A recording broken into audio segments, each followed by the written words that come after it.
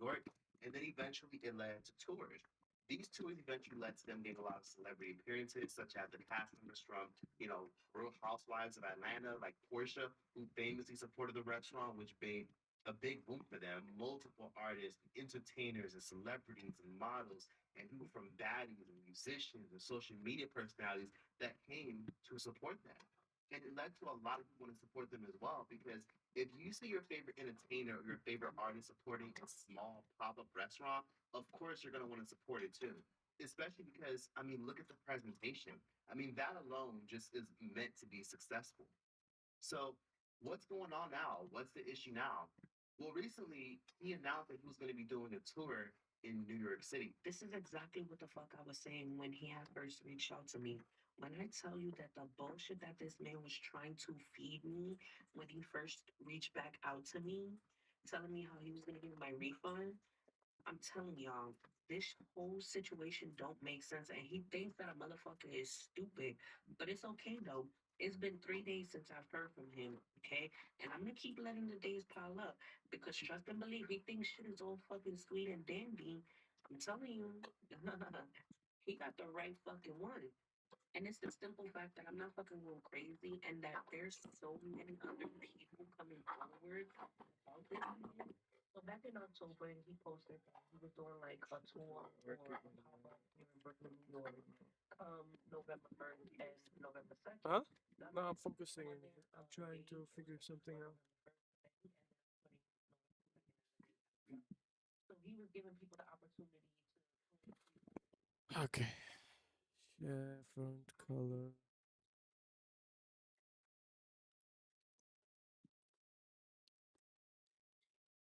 Enabled.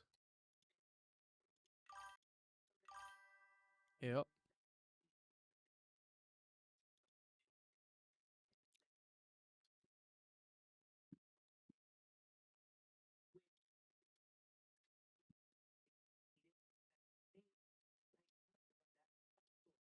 So I'm thinking that the event is still going on because, like I stated, he didn't say anything about pushing back no dates, nothing of that sort. All he said was that he was going to like change it, that he was not canceling the tour Let's date, see and if that it's he gonna was going to work. try. Okay, cool. Live So I'm streaming. thinking that Something is up. still happening. So come November 1st, I messaged him.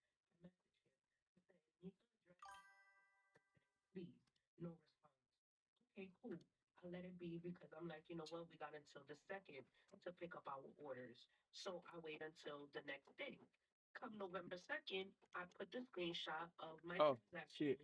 plus the message stating like, hey, I need the address and the time to go pick up my orders. Yet still no response.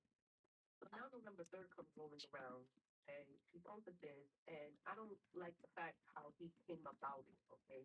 Like I said in the beginning of my video, I understand that life Okay. happens to us. I understand that there's shit that pops up that is out of our control. Hmm. But one thing I don't like is an unprofessional as person, okay? Especially if you're a business owner.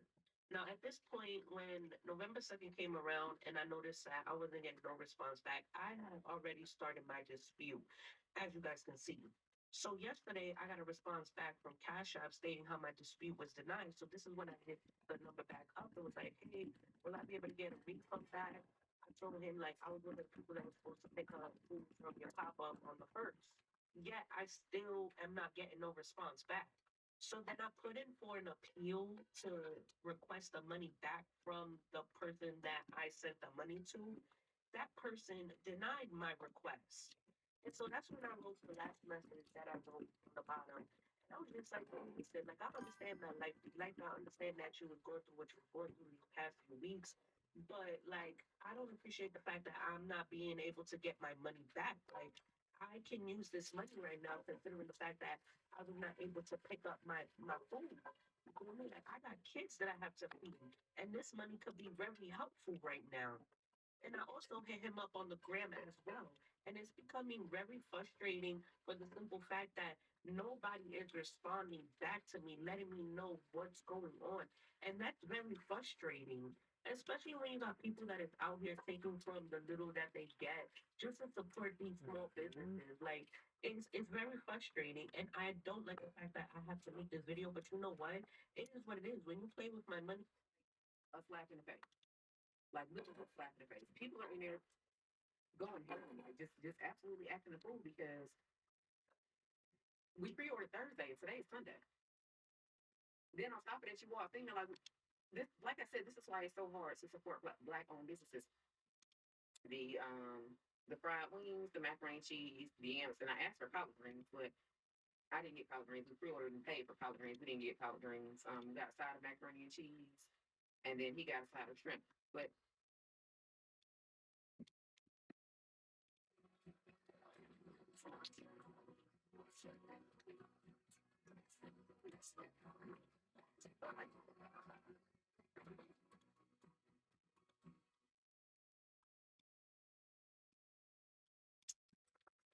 it's happening to banking, blockchain, crypto. Change is happening in finance, and it's happening everywhere. And it's happening with Ripple. Crafted just for you. Nobody does carne asada like Chipotle. Pink eyeliner, award-winning waterproof formula with ultra-rich one-swipe pigments, serving every eye look you crave. Shop Epic Ink Eyeliner. This is NYX Professional Makeup.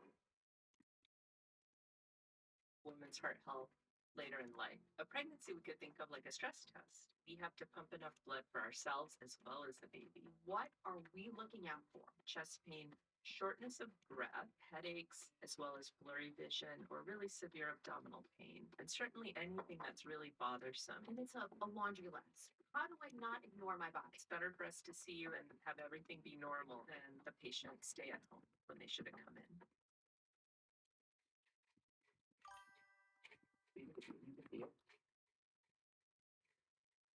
Now I'm gonna show you my plate everything. Like the yams were dry, the macaroni and cheese was burnt. I thought the sauce for the fried chicken was gonna come on the side. It was like it was giving like a General Tso chicken taste to it. That's the fear that I was getting. Needless to say, that plate went in the trash. That plate went in the trash, and I'm so sorry, but I got to put my fellow ATLians on. Like it ain't it. It ain't it. Like kudos to those of you who had a great experience with them, but I'm sharing my experience, and my experience is trash. Like they will never get our money ever again, and I would never recommend that place to anybody. Like $100 going down the drain, and like I said, the customer service you couldn't even apologize. You couldn't even apologize because you knew you were that wrong. And then on top of that, come to find out, now you're looking for a place in Atlanta to open up your business.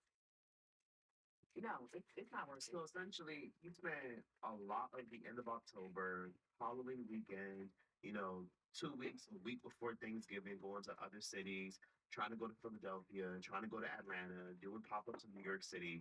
And many people have came forth saying that they did pre-orders. You know what I'm saying? Like he's charging like $55, $58, $65 a fucking plate, right? Now I get it. You get a lot of big portion sizes. That makes sense. But the problem is people paid stuff in advance and they never got their money back. People are disputing charges and he can't even keep up with like who's legitimate and who's not legitimate and shit like that. And then on top of that, he took cash app payments. You know what I mean? This is like an IRS bookkeeping disaster. And this is honestly everything crumbling for him.